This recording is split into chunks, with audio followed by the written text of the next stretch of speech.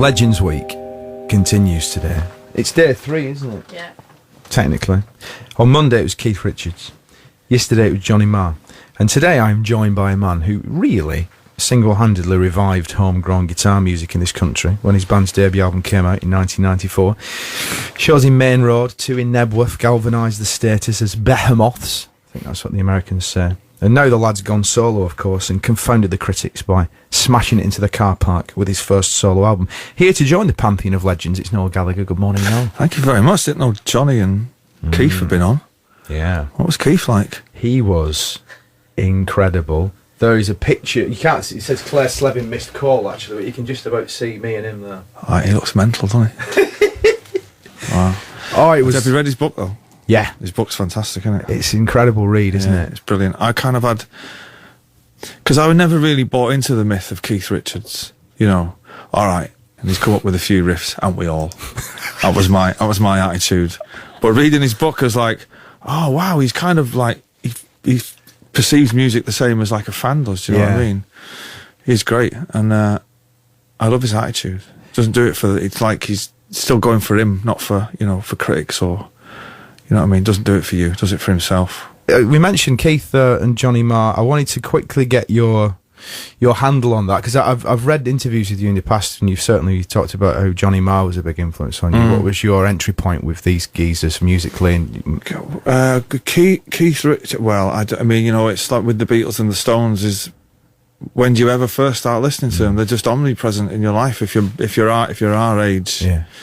The Smiths, I remember being like touted as, you know, this band from, I mean, obviously they're from Manchester, where I'm from, and reading about them in the evening news. And I remember their first Top of the Pops, and I immediately went and tried to get that Johnny's...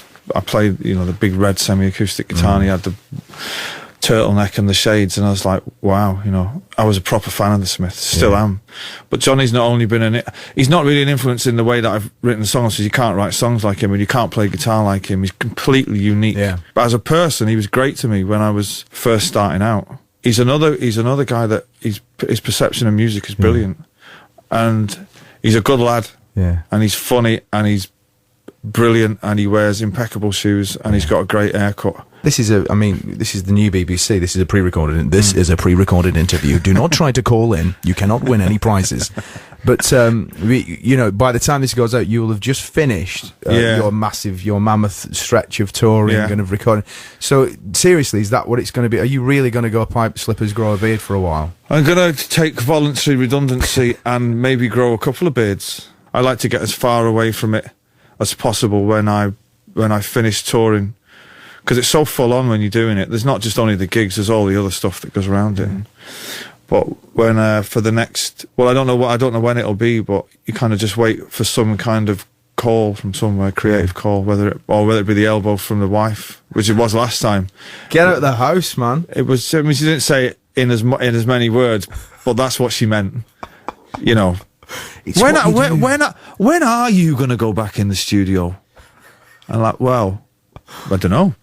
Do you know what? You get that over breakfast, that one. Yeah. And so, yeah, maybe tomorrow then. Yeah. You know, but I'll wait for the nudge from Sarah for when I attempt to make another record, I guess. Are you always, speaking of the great Keith Richards, you know, he talks about the antenna, you know, he's sort of, the way he sees it, it's, his antenna's up and he's just catching riffs and catching pieces of music. Is it always coming to you? Is it? He's got it, it's true. I refer to it as a British guy as going fishing. I see. You know, so you just kind of, there's all songs and they're just flowing through. Yeah. You know, the river of life, and you just, you know, and your guitar is your fishing rod, and you pick it up. Some days you get a catch, and some days you don't. That analogy works perfectly for me as well, because in my fishing career, I only ever caught one perch, and it was about 6 inches long, and I just didn't know what to do with it, so I just plunked it straight back in. That's a lot like my songwriting career. You might want to go and redefine the word career. Yeah. Thanks for that. But you haven't heard the cheddar cheese song yet. I'll leave that till later, okay. But back to you and back to the present. Because I saw you guys at the Isle of Wight Festival, and I don't know what I was expecting of you live, but having heard the album and you know, like the songs on it and stuff like that, I thought, yeah, this is going to go well. I can see how this is going to, you know, the big melodies. I understand this. but it's very muscular live. And a lot to do. Is it Jeremy, your drummer? He comes on with the Bonds, the John Bonham sort of. Well, yeah. Well, how that came about was people sometimes accuse me of having no sense of being a bit grumpy, and I'm like, he was my idea, that, you know. And Jeremy, with the best will in the world, he suffers from an image problem. He's a great drummer and a great lad. Daddy Pig, we call him. Daddy Pig. Or Ringo Starving. And we said, you're going to have to sort something out. Cause I wasn't mithered because he played on the record, and when we rehearsed, and I wasn't bothered until we'd done a French TV show. Did he just not look the part?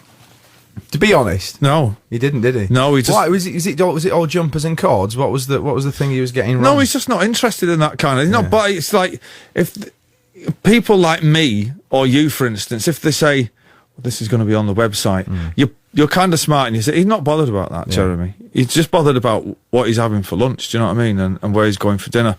So after we'd seen this French TV show, and I'd watched it back, and I thought, hang on a minute. That's got to change. I don't know who mentioned the John Bonham thing, but I leapt at it saying, yes, great idea, yes. Like boiler suit. Yeah. Black hat. Bowler hat, yeah. Does look a bit like Stan Laurel, or is it Oliver Hardy? I don't know which one it is. He looks like a cross between Oliver Hardy and a member of the Clockwork Orange. Yeah. But is it true that you kind of turned down performing at the Olympics, didn't you? Not for any symbolic reasons other than it went on and on and on and back and forward, and they wanted me to mime, and I wasn't really into it. And it was miming the music, but singing the vocal live. So I was like and I thought, no. And then there was all this secrecy about who was going to be on the bill and all that. And in the end, I thought, if I do it and it's rubbish, it's there forever. Whereas if I don't do it, I'll just get a night off anyway. I'll watch it on the telly, do you know what I mean? And then they said, well, look, they'd choreographed the Wonderwall bit into this whole thing, and they said, well, we're going to ask your kid to do it if that's all right. I said, cool, man, I'm sure they'd be up for it. But it was great. I watched it on the telly, and the whole 2 weeks was amazing. And you were in the stadium for Mo Farah and stuff. Oh, yeah, for the second Saturday when he won the 5,000 metres, and the Jamaicans won the relay. And it was brilliant. And it was comedic, some of it, and I really enjoyed it. For the first 10 days, you didn't realise it was all just out-of-breath swimmers getting out of the pool going, well, I gave it my best. Yeah. There's a lot of... I went these Americans are fast, aren't they? And it was just like watching rubbish swimmers for a week, and then it kicked in and it got really great. But yeah, being in the stadium that night to see the crowd react to Mo Farah was really unbelievable. When he crossed the line for the 5,000 metres, my missus had tears in her eyes, and it was truly great. Truly great. We've got much more to talk about here with Noel Gallagher, of course, and Legends Week, but I want to break for an Oasis track, and I wanted you to guide me as to which Oasis track you would like to hear in the midst of our interview. Is there anything in particular? What would I like to hear? I'd like to play for the people a track called Idler's Dream, which is the B-side of Hindu Times, which I've only played it once. By this morning, I will only have played it twice in my entire life, which was last night in Houston, and last night in Shepherd's Bush, and the night before in Houston in Texas. Well, I don't think I've ever heard this. No, and I'd kind of forgotten about that song. And I met a guy somewhere, a girl somewhere, who said, why did you never play that song? And I couldn't vaguely remember it, and kind of went and listened to it, and I thought, well, if that's not one of the best things I've ever written, I don't know what is, and kind of working it out in the sound checks, and I've played it, and it went down like a knackered lift in Houston, I've got to say. But I'm imagining last night at Shepherd's Bush it was received rapturously. Last night, no, it went. I know, because I was there, because you invited me, and then of course we're not here now. We're on the booze, but it went down massively. Yeah, well. I thought it might. Well, let's have a listen to it now. This is Idler's Dream. You must internally sigh at this point, but of course, you and your brother, I mean, it's like me and my brother, or any brothers, there's ups and downs. What's the situation? Does your mum ever sort of want to clap your heads together? Yeah, she always mithering about it, but like, I'm 45, he's 40. It's like, not like me with my two lads. Yeah. Give him his Darth Vader mask now. It's not like that. You know, it's like he's doing his thing, I'm doing my thing. Do you know what I mean? But we texted each other at Christmas. Okay. And yeah, I seen him at a party after the Olympics. He done the usual, which is hurled an insult at me and walked off, which was kind of par for the course. That's nothing new there, but it's all right. It's all good. It's a term of endearment almost, really, isn't it? It's sort of a way of showing love. Yeah. You know, it's just like it's like a squeaky toy that swears a lot. Is in a blazer? Is the story true about the bottle of milk and the spoon? You remember, that all of us aspiring upper middle class people know that if you have a bottle of champagne or Carver, if you're on a budget, if you put a spoon in it, then a spoon it keeps or a fork fresh. in it. It keeps. We were round at his house one night, and was he round at ours? Anyway, I can't remember. There was. Why have you got a fork in that bottle of champagne? Because it keeps the bubbles and keeps it fresh. Then a while later, a few weeks later, we were round at his house and we opened the fridge door and there was a spoon and a pint of milk. It's no wonder he hurls insults at you, though, is it? It's my fault, though. I shouldn't have asked, really. Going back to the olden days, really. Now, do you ever look back on your journey as the CNX Factor, that horrific program, and sort of shudder at what might have been? Because you kind of, if I remember rightly, you were working for British Gas at some point, weren't you? I was working for a subcontractor that worked for British Gas. I was sent to the gas yard to get some, they were sealing up some gas main and get an end cap, they were called. There you go. And the JCB that went to pull one out of a big pile, one of them landed on my foot anyway. Smashed it up. But it was a blessing in disguise because I think it was 2 months sick pay. It's now better than sick pay. Correct. And then came back and they put me in the stores. I couldn't work then because I might have exaggerated the limp a little bit. They put me in the stores to alleviate the boredom of the long days. I'd bring my guitar to work. So that's where I first started working on, like, Definitely Maybe. Not thinking I'm going to work on this record. That's where I first started messing about with the songs, yeah. And so, do you get that feeling sometimes of? I mean, obviously there's a great deal of talent, but you really need an element of luck to get your head above the parapet. Do you think, oh God, what? You know, you can't make people buy records. It's not. I mean, it's not lucky that, I've had so many hit singles. That's not luck. But to get your foot in the door, you need a little bit of hocus pocus going on somewhere. You can't. It can't, because if there was a set of rules for what one does, you'd all be rock stars. Exactly. Then where would we be? Eh? I know. You know This what I is the mean? last thing we need, isn't it? We've got enough of those people. The Stone Roses, of course, came back this year. One of, I think, our favourite bands of all time. Yeah. Did you see them? What did you think? I did about 5 festivals with them. Oh. I saw them at Heaton Park, and I wanted to see them again, but I couldn't get there. But yeah, and out of the 5, they were truly great twice. I mean, they were always very hit and miss anyway, as a live group. I've seen them 2 times, and I've seen them 5 times, they were great. 2 times, they were really, really, really great. It was just great to see them, but no one ever thought you'd ever see them together again, because there was a lot of animosity there, as I remember. Manny, bless him, was always trying to drive it for years, and saying, come on before we go bald, kind of thing, you know what I mean? And for whatever reason, I don't know why, I don't know what was the kind of the defining moment that made it happen. But it was great, to sing along to She Bangs the Drums and it not be at a disco somewhere at 3 in the morning, do you know what I mean? But it was brilliant, and they all seemed, I mean, they're carrying it on next year, aren't they? They're going for it again, so obviously their relationships haven't suffered. It would have been worth it just to see Rennie, to be honest. Oh, God. That was...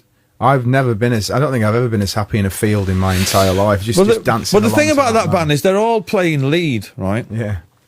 So there's Manny, John and Rennie, and if one of them's, they're like the Who, if one of them's having an off night, it all falls apart. But when you catch them on a great night, honestly, it's something else. And twice out of the 5, the 3 of them were bang on it. And some nights, even back in the day, you'd go and see him and maybe John wasn't on it, or one of them, and it's like the Who, you know what I mean? If Keith Moon's not on it, it's rubbish. If Pete's not on it, do you know what I mean? And they're like the closest thing to a musical Who that I've ever seen, anyway. But the 2 nights, one night at Benny Cassim was a great night. I was on just before them. I didn't go on till 1. They didn't go on till 3. It seemed like every character from Manchester was in the backstage area. you know, it was brilliant seeing the Sun come up together, talking. Ian Brown said the funniest things was before they went on. We were in the dressing room and we were waiting for them to go on, so we got the iPod on and Fool's Gold comes on. So Ian comes in and he's, it's going to be great, it's going to be great. And he went, so he looks down at the iPod and it's Fool's Gold and he goes, it's not going to sound like this, I tell you, mate. Don't expect too much. We're going, it's going to be great, innit? And he was going, it's not going to sound like this, so.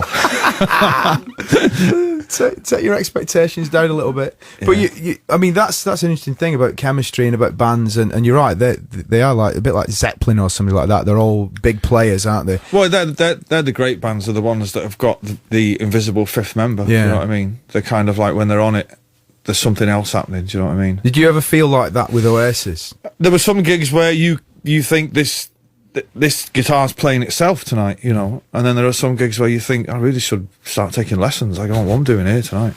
But yeah, you've got that.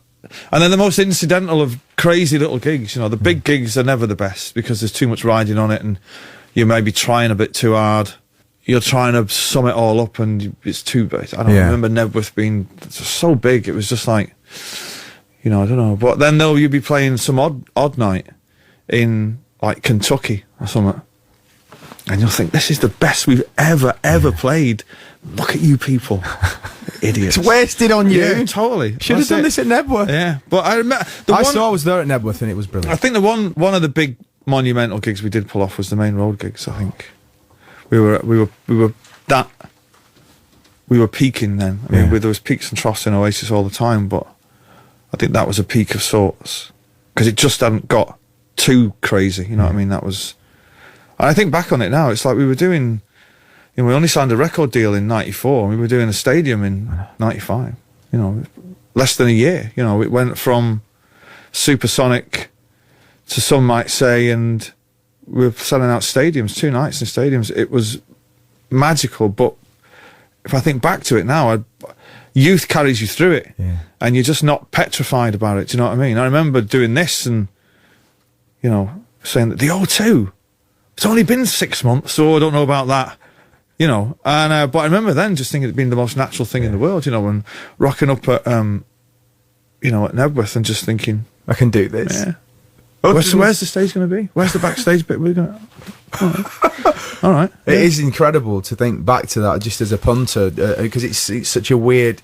There's a big dip in it, and if you're standing right at the back, it's like it's in a different county. Yeah, well, yeah. You're playing that, you know. It's just completely mad. And we must mention that it's 18 months or so off.